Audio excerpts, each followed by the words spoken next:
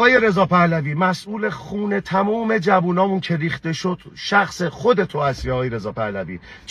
چرا تا 8 روز اول اعتراضات بازاریا خون از دماغ کسی نریخت؟ چرا خون و خونریزی وقتی شروع شد که سر و کله تو پیدا شد؟ به خاطر اینکه بدون هیچ مدیریتی، بدون هیچ چارچوبی، بدون هیچ رهبری مناسبی جوونا و تینیجرها رو ریختی تو خیابون. شعار چیه؟ جاوید شاه. مطالبتون چیه؟ جاوید شاه. چرا سنگ میزنی؟ جاوید شاه. چرا آتیش میزنی؟ جاوید شاه. چرا مغازه میسوزونی؟ جاوید شاه. همین. آقای رضا پهلوی، این چطوریه که امیدوارم تصادفی نباشه که هر بار که میز کار مسئول بی‌لیاقت با اعتراضات مسالمت آمیز مردم به لرزه در میاد، تو میای یه فراخوان میدی و جنگ میزنی، میرینی تو اعتراضات مردمی. آقای رضا پهلوی، من اگر یک مسئول بی‌لیاقت بودم تو ایران، تو رو تاج سرم میذاشتم، با خاطر که میدونستم هر وقت که یک اعتراضات مسالمت آمیز بر علیه من مسئول بی‌لیاقت رخ بده، تو میای با یه فراخوان جنگ میزنی و میرینی تو اون اعتراضات و تبدیل به اغتشاشش میکنی و من دست بالا رو میتونم بگیرم.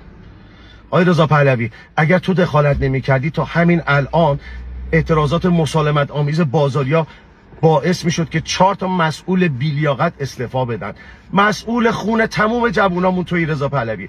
اگر تو پاتو نذاشته بودی وسط، تا الان اعتراضات مسالمت آمیز همچنان ادامه داشت و اون جوونها، حتی اون نیروی پلیس، حتی اون جوونایی که کشته شدن، مذهبی غیر مذهبی، الان سر یه سفره کنار خانواده‌شون بودن. رضا پهلوی، تو فقط کشته می‌خواستی. دغدغه تو اقتصاد و مشکلات مردم نبود.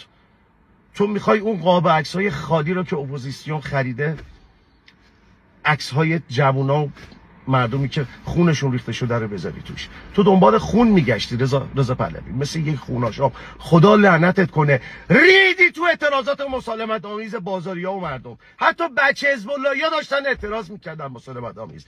ریدی توش رضا پهلوی. تا وقتی تو هستی خوشا به حال مسئول بی‌لیاقت، چون تو همیشه نجاتشون میدی.